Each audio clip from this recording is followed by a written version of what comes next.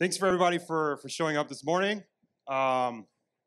As being on this side of the panel, it's always great to see a big crowd. It gets us energized.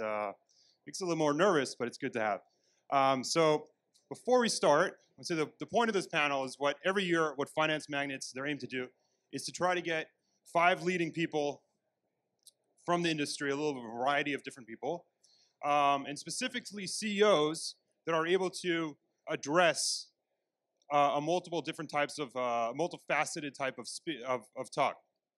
So this year we have quite a few different subject matters that have been asked to speak about, including obviously cryptocurrencies and the CFD market, what's going on with regulation and different things going on there.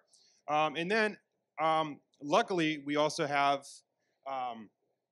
among our panelists 4 people that are working for public companies. So I think this is also an ability for us to kind of drill down a little bit about the M&A and being a public company that you don't necessarily get the opportunity with other panels. So that little introduction, I'm gonna ask everybody, starting with Asaf at the end, give you a quick introduction, see who you are and what you do. So my name is Asaf, CEO of Plus 500 Group, listed company on the London Stock Exchange. Hello, I'm Tom Higgins, and I'm CEO and founder of Goldeye, a software development company in the FX, CFDs, and the crypto space. I'm Christian Fram. I'm founder of CFH Group. We provide liquidity, technology, and other services to brokers. I was actually on your panel last year, Ron, the day after we did the Playtech transaction. So we are not alone anymore. We are part of a bigger group and public listed. Part of Playtech. Yep. My name is Mark Berkey. I'm the CEO of Swissquote Bank, listed bank on the Swiss Stock Exchange, Switzerland. Morning, I'm Grant Foley. I'm Chief Operating and Financial Officer of CMC Markets. CMC Markets is listed on the London Stock Exchange, got offices in 14 countries, and we service retail, institutional CFDs, spread bet business, and stockbroking in Australia. Thanks. So I want to go straight to the CFD market and some of the changes that have been going on in the past year.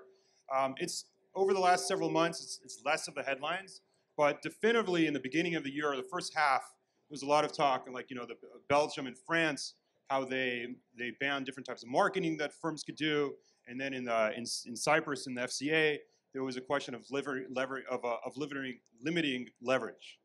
One of the reasons that this has all been taking place is that there's been a lot of bad actors, I guess, in the world, unregulated people or regulated firms with large side unregulated businesses, which have, detracted away from the industry and caused a lot of headline risk.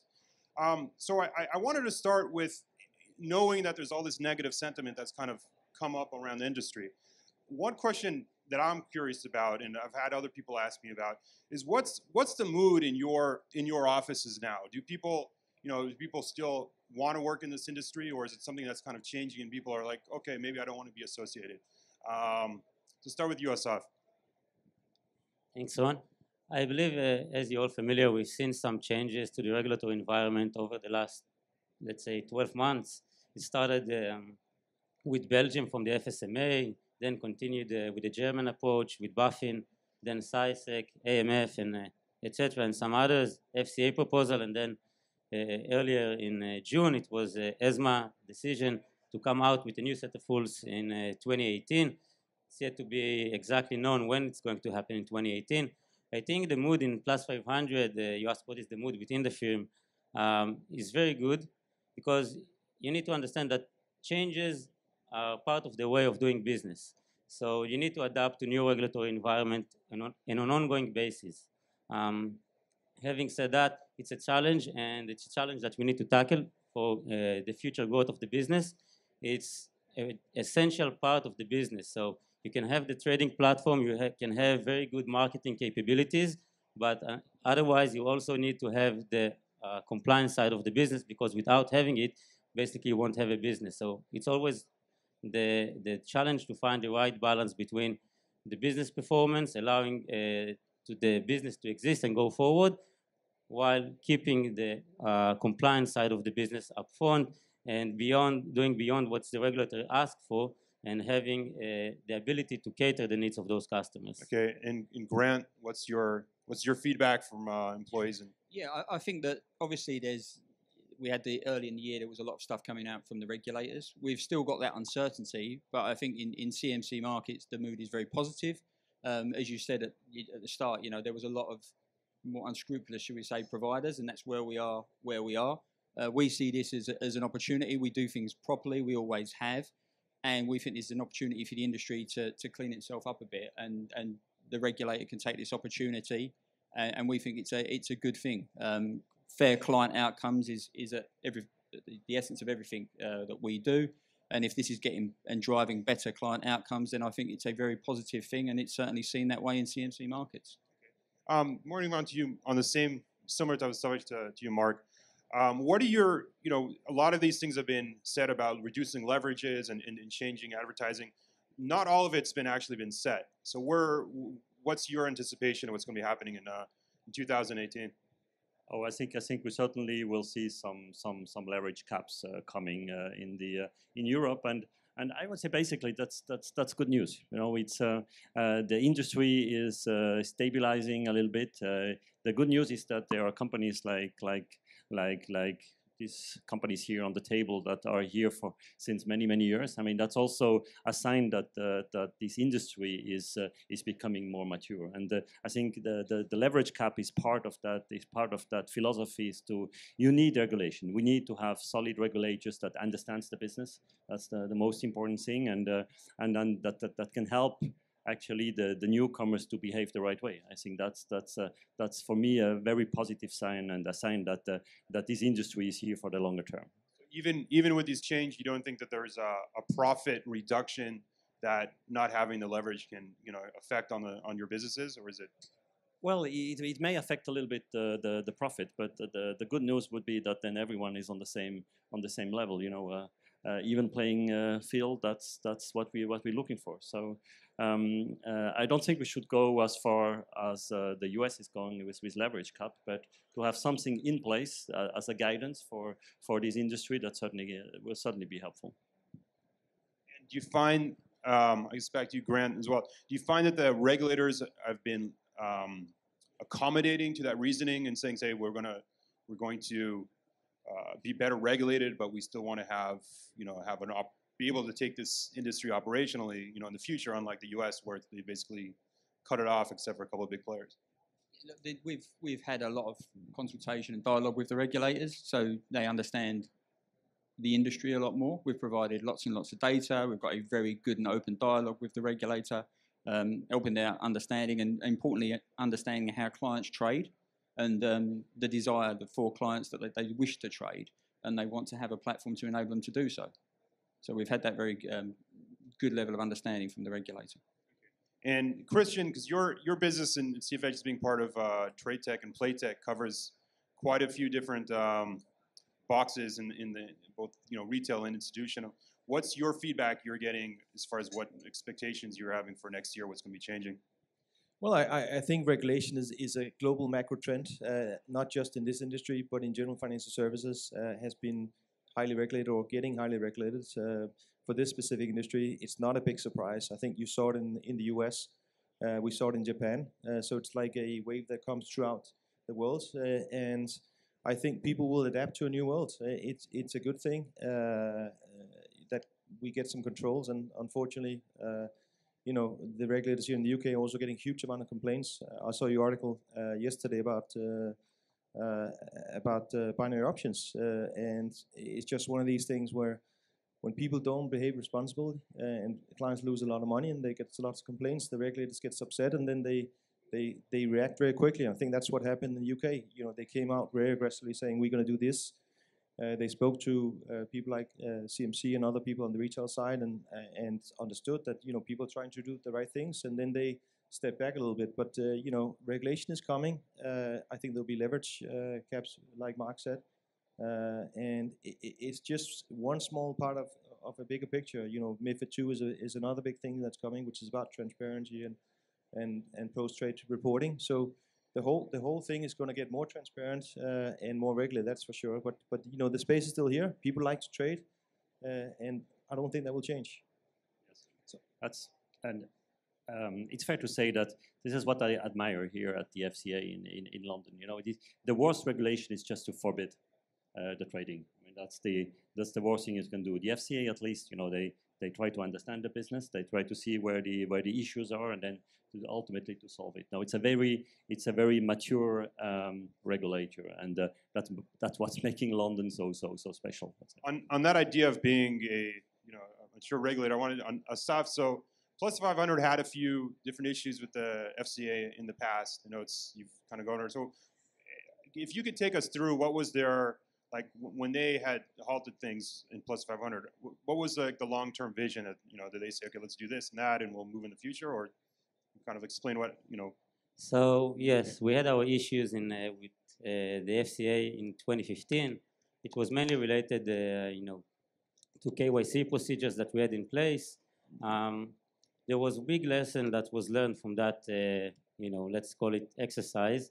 I can say that the end of the result of that, there was no any case of fraudulent activity or any kind of suspicious activity within the accounts of Plus 500. Everything was clean, and it was just a review. It was more a PR issue, I guess, rather than a big investigation or review of the FCA.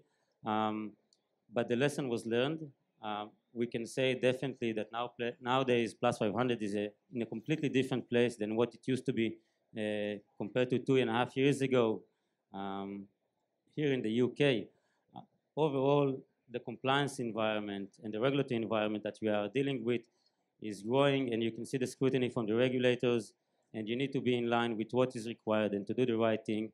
The suggested changes that we see nowadays, whether it's from ESMA or the FCA, it's very welcome. It will make the industry much more sustainable from that point of view, and it will allow to the big firms that operating within the industry to take the lead and to set the best practice that needs to be done, and hopefully some of the, let's say, bad acting firms will disappear at some point.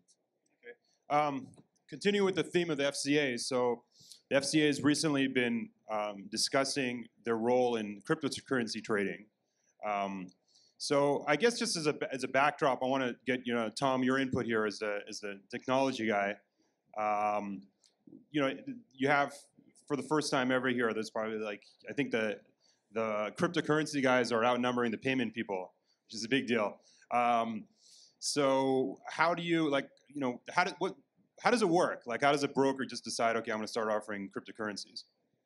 Well, it's been an explosion in the last year, or probably 6 months even more, where so many people are demanding to trade cryptos. I was speaking to a company that generated leads for brokers, and they spend millions of pounds with Google. And they told me that 80% of the inquiries they get from retail clients are now for cryptos, and 20% are for FX and CFDs. So it's quite extraordinary how it's switched across. So it's a bit of a mix how the crypto world works. You've got crypto exchanges, which are really physical exchanges for buying and selling bitcoins and ethers and other cryptocurrencies. Then you've got the announcement that CME and other futures exchanges, big futures exchanges, will be offering futures on these.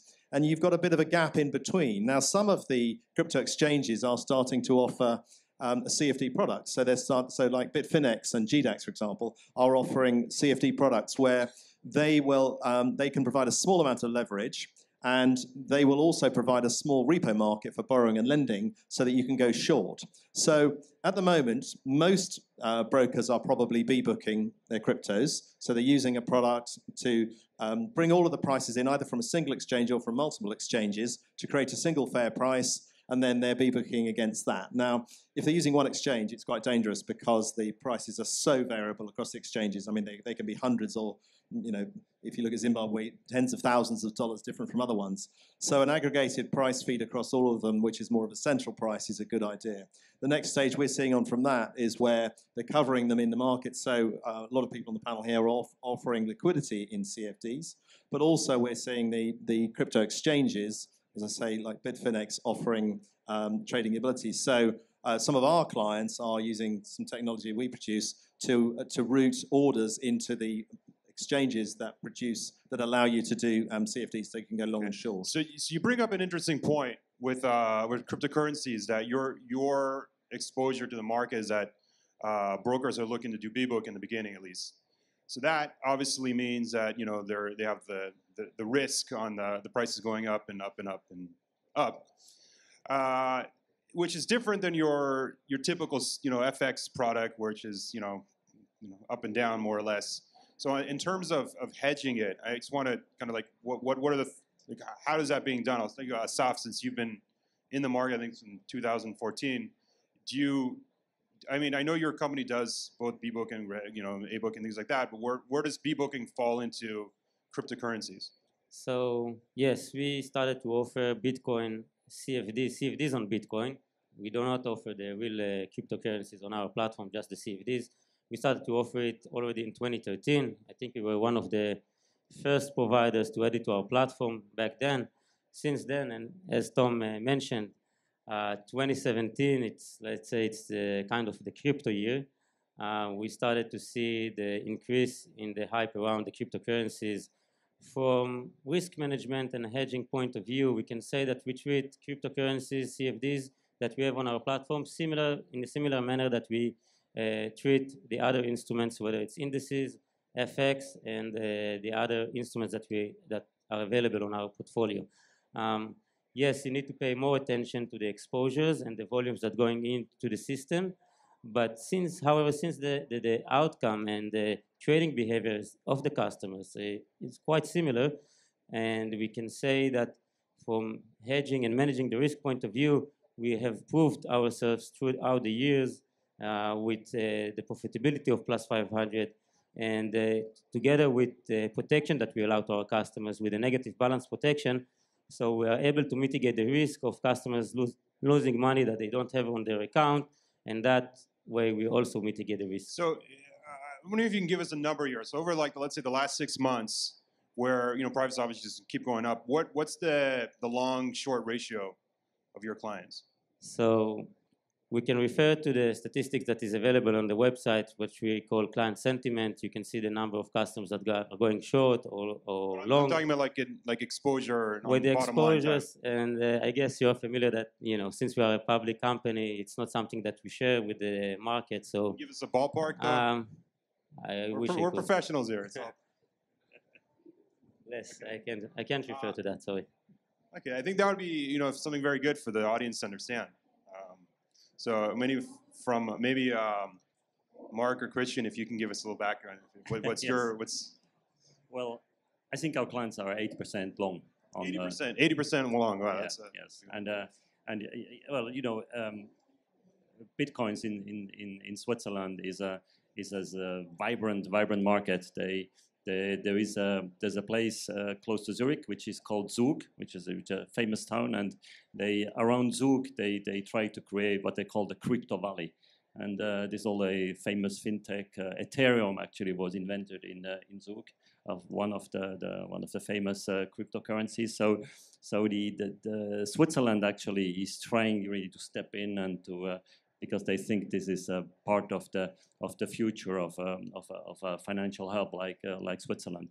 What was a little bit surprising is that the regulator, so FINMA, it took them many months actually to move on and to start to regulate what the cryptocurrency is. And now they've issued 2 licenses.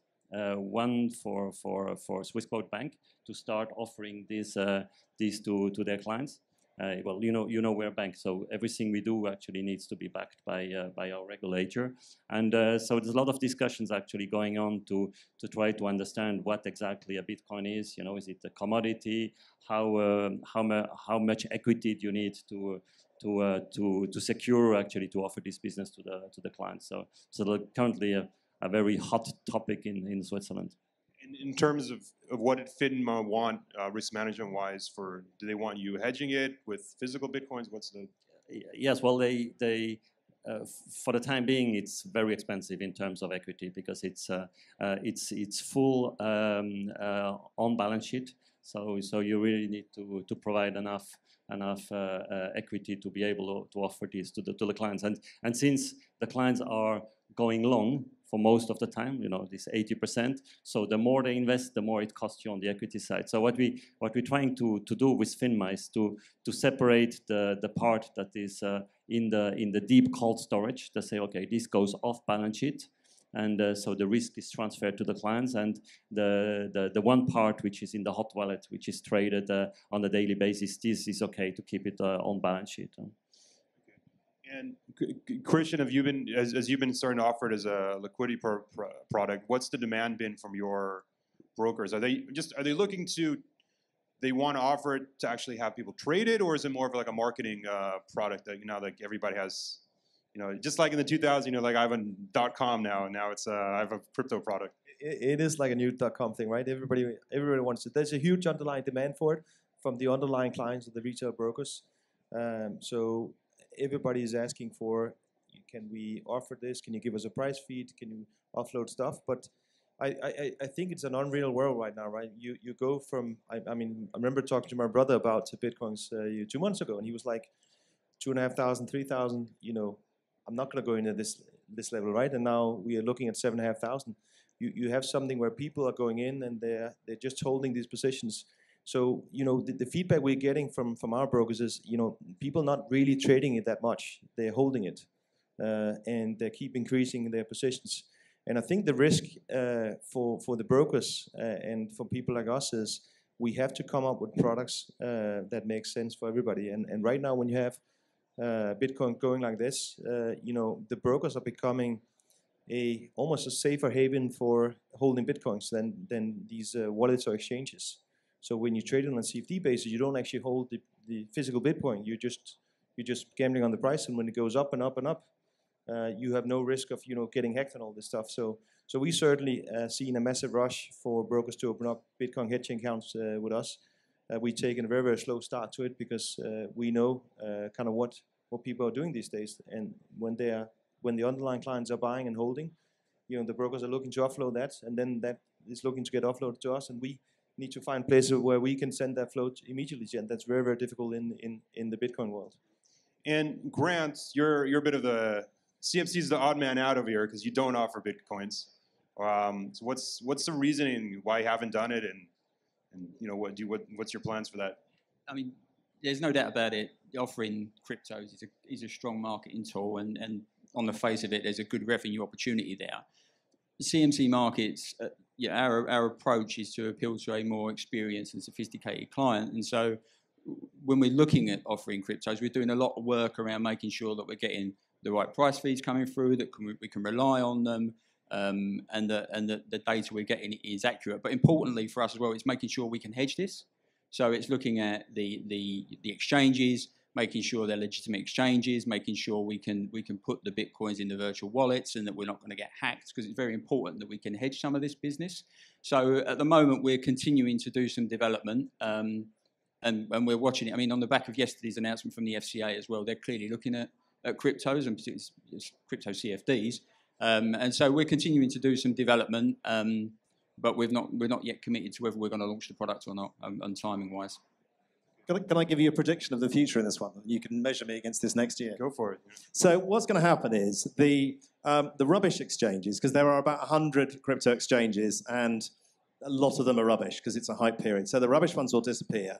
The good ones will then get bought by the big exchanges. What happens to those rubbish ones? Do they get hacked, or they probably don't get hacked now because they're better at their security than they were. They just get less liquidity, and so they die off. So in any exchange world, you tend to get pools of liquidity, so people get drawn towards where the liquidity is. So they'll stop using crypto XYZ because nobody wants to use it anymore. So the price discovery is rubbish.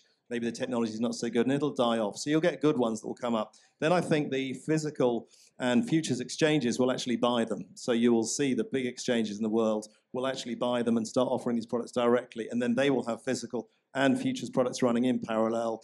The currencies will no longer be so volatile because they'll be much bigger. You will have had more changes to how the cryptocurrencies actually work in the underlying blockchain and Bitcoin technology, so that you can do it more efficiently. You can do it much quicker rather than about an hour to get a validated transaction through now if you buy a Bitcoin. If it's going to be happening in sub-second, that changes the picture completely. You'll also have a repo market that will develop, which doesn't exist at all today. So just like you have in the stock world, where you have stock borrowing and lending. Some of the things you're speaking about, like having a repo market and strong exchanges, these were discussed in 2014 as well. There was one company in the States that they want to do Bitcoin swaps, and then they didn't have to get under a license because they're under a certain, like $5 billion in trades. But they, after a couple of months, kind of get out of that business. So, I mean, there's a lot of talk about it, but substantially, like where, is there enough money coming in to back these products actually build it, that it's actually going to exist? Well, what's changing with the money coming in is the silly ICOs where people are raising hundreds and hundreds of millions on the back of an idea they've written on a fag packet. I think that's stopping, and I think proper money raising in proper business is the way it's going to happen. So you will have proper development of a market like in any other market. That's where it's going to change. So the hype will go away, and I think a big change we're seeing that CME saying they're going to support futures. I think that's a big stamp of belief in the future of it. So you believe that CME is actually going to launch that? That's actually going to do. Yeah, I mean, okay. I spent most of my life working in futures exchanges, and the problem of launching products in the past was you had to get your saw out and build a physical pit with bits of wood, literally, so they could trade. Now you don't, because it's on a platform. So as soon as you launch a product electronically, it can be distributed around the world, and the cost of launching is so much smaller. And I know the other futures exchanges are all talking about it as well. There's going to be a big rush to get there first. So I want to go to the last question for cryptocurrencies. So this came from the Finance Magnates app. So if you have the app, you can use that to ask questions. So the question that from the audience or from the attendees here wanted to know is that with the FCA taking a stronger stance and figuring out how they're going to be regulating it, one of the things that the regulators look at is execution quality. And one of the problems with cryptocurrency CFDs compared to the actual Bitcoins themselves is you have margin rates which are substantially higher than any other product. And you also have, the daily rollover rates. And you also have spreads that are, could be between, cents and all of a sudden to many dollars. So Asaf, I want you to end this is like in terms of what are you going to have to show to the FCA now to show that you are actually providing execution for a CFD that the underlining theoretically could be a lot better to be invested in that? So as I said, we treat cryptocurrencies as any other instrument that we have on our portfolio. That said, when we decide which crypto coin to add to our platform, we have certain thresholds in place and certain parameters that this instrument needs to meet before we add it to our portfolio. We can go into the liquidity, to the market cap, to the size and characteristics of each coin, the trading volumes, whether you can retrieve good price fits for those instruments and from which exchange.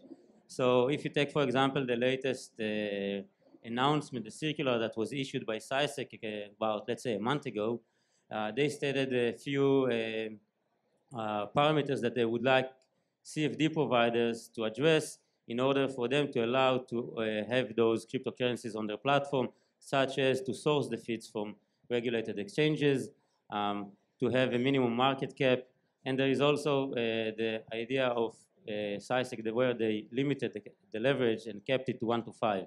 So everything and all of those changes and suggested rules, whether will be done by the FCA or as implemented by SciSec, needs to be taken into account, and it's also part of the due diligence that you need to do in-house within your firm and risk management, because you don't want to be in a position that you are exposed to an instrument where you cannot either hedge it or manage the risk or control the exposure. So overall, the suggested changes or the FCA announcement yesterday, what they released yesterday, is how to do your best practice when you have those currencies on You your think portfolio. that overall people just, as long as FCA provides some guidance, then companies will adhere to it? Indeed. Okay, moving on to M&A. You know, in the past, the FX industry had periods of low volatility, and it kind of made it operationally very difficult for a lot of companies, and it led to a lot of M&A taking place, or M&A discussions taking place. The feedback I'm getting, as far as from brokers, is that the last several months have actually been very good, profitability-wise. So, Mark, I want to start with you, because you had several years ago when Swissquote acquired MigBank, and that was in the industry was one of the larger deals that was taking place. Are you still getting people asking you about being bought out, or is there enough money going around that it's less of an issue right now? Yeah, that's a fair question. So usually the best moment when you acquire a company is when you sign the contracts and have the glass of champagne to celebrate, and then the job starts actually to big stock people. Looking back, the acquisition of MIG, I think still was a very good deal for Swissquote. Actually, it helps you make major steps, but the integration and then the cultural clash of putting people together is what is the challenge actually. But are you still getting people asking you about being like, are you looking to acquire other companies, or people coming up to you and trying to sell themselves to you? Well, we still. I think it is worthwhile. So we're still looking for acquisitions, but it's a difficult subject because you don't always know exactly what you're buying. That's a little bit the issue. The client base is very volatile. So what you're buying at the end is you're buying a little bit of equity, you're buying a sales organization at best. I don't think you're buying technology, because they mostly use the same technology. So I mean that's the challenge. So we get leads from time to time from people who would like to monetize their investment, but it's a challenge. In Grant, to my knowledge, CMC has not had any notable deals that you have acquired in the past few years. Is that on purpose, or is it just lack of seeing quality that you guys want? Yeah, I mean, we've looked at stuff in the past, but it really depends on the quality of what you're looking at and what you're really trying to achieve in any deal. Yeah, we've got the technology. We're not looking to acquire technology. It'd be great to acquire more customers, but are they the sort of customers you want? Are they going to stick with the business? Are you going to lose them during the process? So what we've seen so far, we haven't wanted to do any transaction, because by the time you actually do a transaction of that nature, as you say, you may not actually end up with what you thought you was getting. But one transaction we have done is in Australia, where we have a stockbroking business, which is more of a different sort of play to what we're talking about. But we have an existing stockbroking business, and we've signed a large partner deal with the ANZ Bank in Australia, because it brings scale to our business. So if we have a deal like that which brings scale and would achieve our objectives, we would look at it. But there's not anything that we're currently considering. And Christian, in terms of M&A, so after Playtech acquired Markets.com and tried to buy some other firms, so they've moved away from the retail market, it seems like, in terms of acquisitions and being focused specifically on B2B. Yeah. Is that going to continue, or is there why is the focus completely shift away from the retail market? No, I think we had a similar discussion last year on the panel about what is the best way to acquire, where should you be acquiring, what should you be looking at, and now as part of the TradeTech Group, we are looking to do similar things we thought about in CFH. We think technology angle is interesting. We're not necessarily looking to buy client bases. I think the starting point we have is the clients. The clients we have, what is the need we can deliver to them, and if we don't do it ourselves, can we find other companies that can do that very well?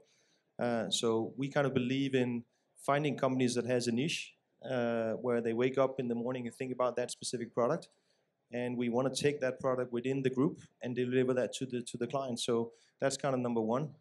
I think second, we look at people. So people is always what drives everything, and getting the right group of people within the right organization, right structure, is also very, very powerful.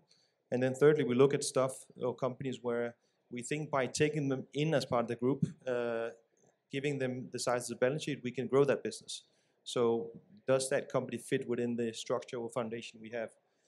So I think those three things, when you look at it, there's a lot of interesting stuff happening in the industry. And I think if you have a view on delivering better products and better service to the clients, that kind of holistic view is not necessarily given by one company. It's most of the time actually given by niche companies, and that's what you see the trade tech group like forming. We have different entities doing different things. They're all very, very good at what they do, but they kind of work together to give the best solution to the clients, and that's what we continue to do. Okay. Moving to the public markets. So as 4 of you are publicly listed, Tom, you'll get there soon. Don't worry.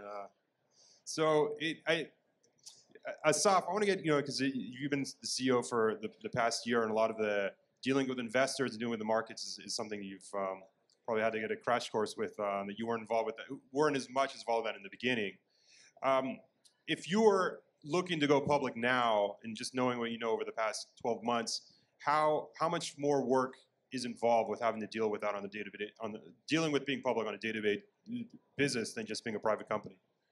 So, being a CEO of a listed company, yes, it takes lots of work, and you need to pay a lot of attention to your investors and for the people who decide to invest money in the company.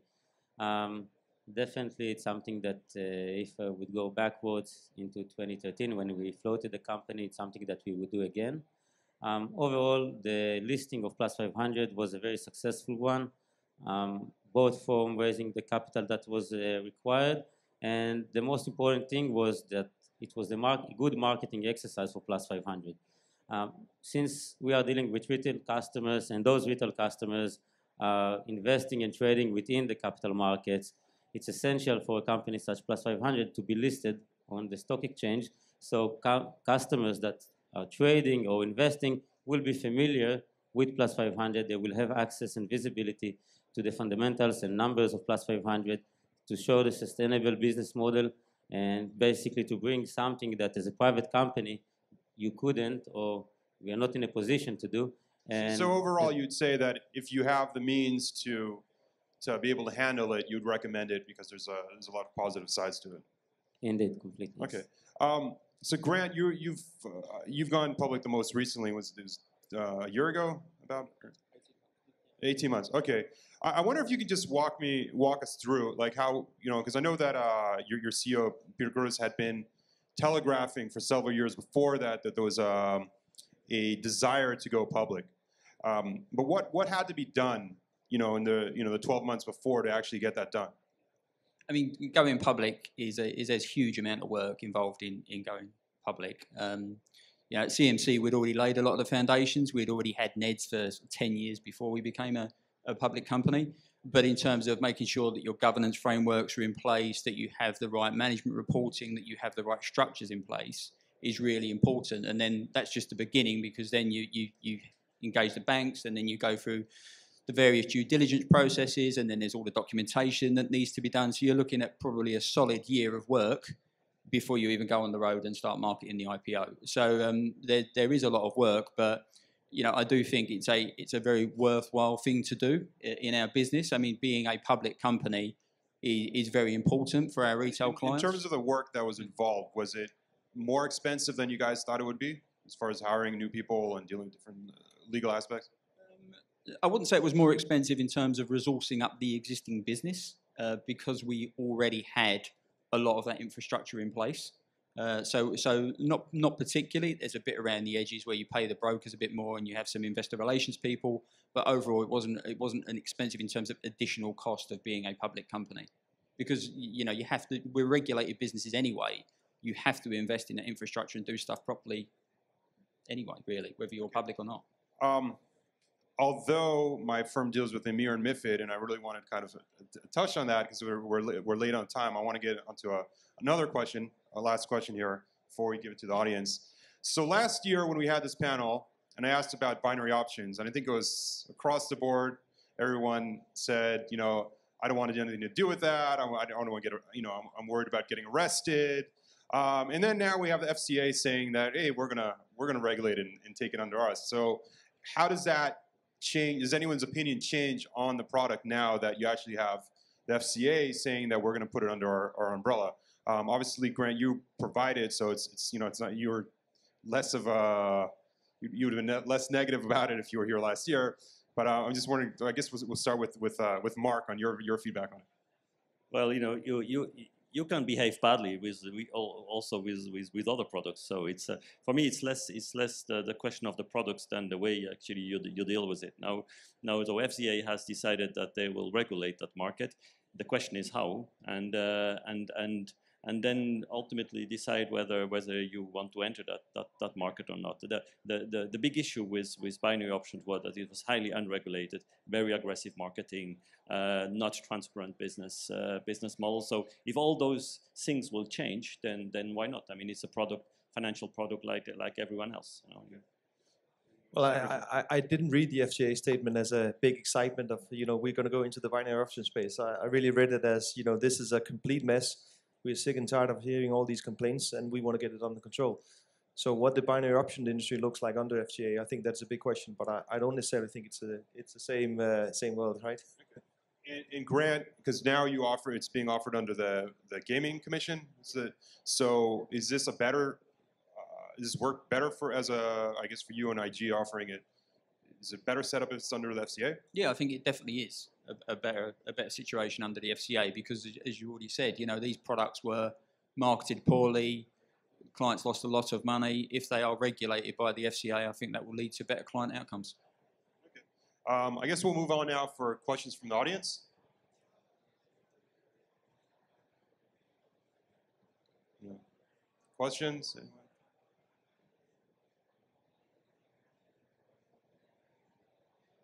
Okay, so let's end out with. Guys, want to do a beer bet on where Bitcoins is going to be in a year from now? Who's up for that? Anyone else from the audience wants to get involved? You mean from a volume price-wise? standpoint, Okay, price-wise? Yeah. So where do you guys think it's going to be? Asaf, what do you say? Let's say we had a bet at the office. What's going to happen with the cryptocurrencies? I've been to your office. I know there's like a big poker table there in front. So there is also that. The bet was that my bet was that it won't last past November. Obviously, I got it wrong. My colleagues thought it will end much earlier, somewhere around August, September, August time. I think it's here to stay, at least for the short term. So you have a price for us for 12 months for us? Sorry? 12 months from now, what's your price, Scott? 12 months from now, I think it's going to be a big thing, especially as Tom mentioned. You're not giving us a price, though. Come on, let's. We can't do the over/under if you're. Okay, Tom, what do you say? $15,000. $15,000. I'll go with the expert. $15,000. Mark? Yeah, I would say around 10,000, but we shouldn't rule out completely the fact that there may be a liquidity squeeze on that one. Remember what happens to the Swiss franc? If because the issue right now is that most of the people do buy and hold those products, so the price can slowly go up. That's okay. But another scenario is also not totally unlikely. Is that suddenly there is a panic sales.